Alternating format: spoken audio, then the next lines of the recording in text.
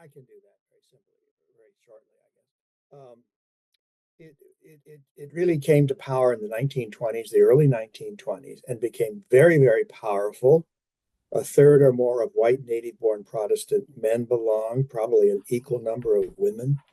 The people who belonged claimed they were 100% Americans, uh, and that meant they were white, they were Protestant, and they were native-born.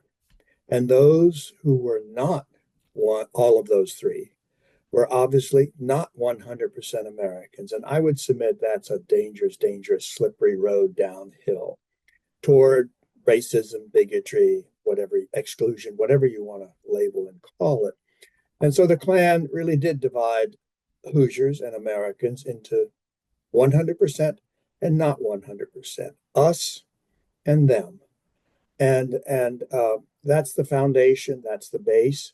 And with that, their conviction, I think in many cases, a genuine conviction that they were right, that they were on the side of God, on the side of making America, redeeming America, reforming America, because in their view, there were all sorts of problems with America.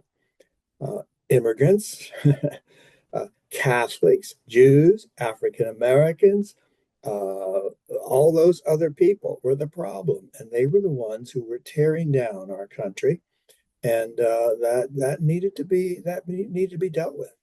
So it sounds, perhaps you're thinking, it sounds very familiar to today, and it is, and it's not. There are differences, there are similarities, but I guess what I would say for the present is that the notions, the ideas, the beliefs, the values of the Ku Klux Klan in Indiana in the 1920s were not created then. They had been around in Indiana and in America since the very, very beginning. Anti-Catholicism, for example, came over on the first ships from Europe and continued to be strong into the 1960s and beyond. Um, Anti-Semitism, prejudice against African Americans from the very beginning. So the Klan pulled this stuff out of the air and twisted it and manipulated it and broadcast it. And the Klan in the 20s was not a bunch of rubes. They were very sophisticated, very smart in the way they convinced people to believe in these things and to act on these things. And so you can't dismiss them in the 1920s as ignorant nincompoops or whatever you want to call them, just as you can't do that today. I think that's very, very dangerous.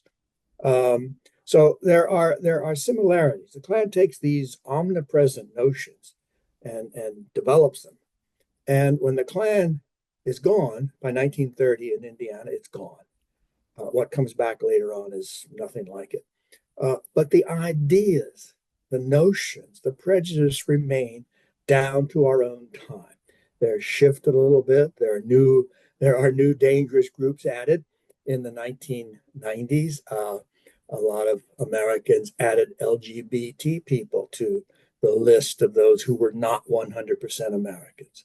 And there are always new people to become them, those who are not 100% American. So it's different today from what it was in the 1920s, but in many ways it's to my beliefs uh, appallingly, distressingly, sadly similar. By 1930, the Klan is gone. Now it comes back in Martinsville and other places all across Indiana, Bloomington too. Um, in the 1960s and 70s, a reaction to the civil rights movement, because this really upset certain Americans. When the civil rights movement started to get power in the 1960s, the notion from many white Americans, oh no, they're gone too far. They're asking for too much. Next, they're going to marry my daughter, on and on with that kind of stuff. And one response, one show of that was a revival of the Klan. So, and these were different people. These really were yahoos. These were rubes. These were the unteachables, unlike those in the 1920s.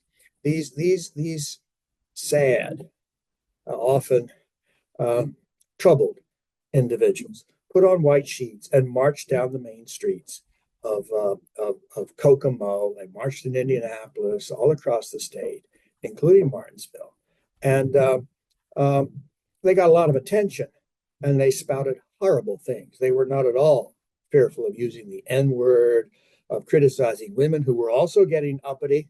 Women were a problem too. They were getting out of their place, according to these folks, by the 1970s, 80s, and 90s. And that still persists today, in my opinion. Not in my opinion, in my understanding of the facts of the case. Um, so the Klan that revived in the late 20th century and still sort of exists a little bit today, they're not the issue. They're not the problem. The issue has been taken up by other people and groups who are much, much more sophisticated, much more wealthy.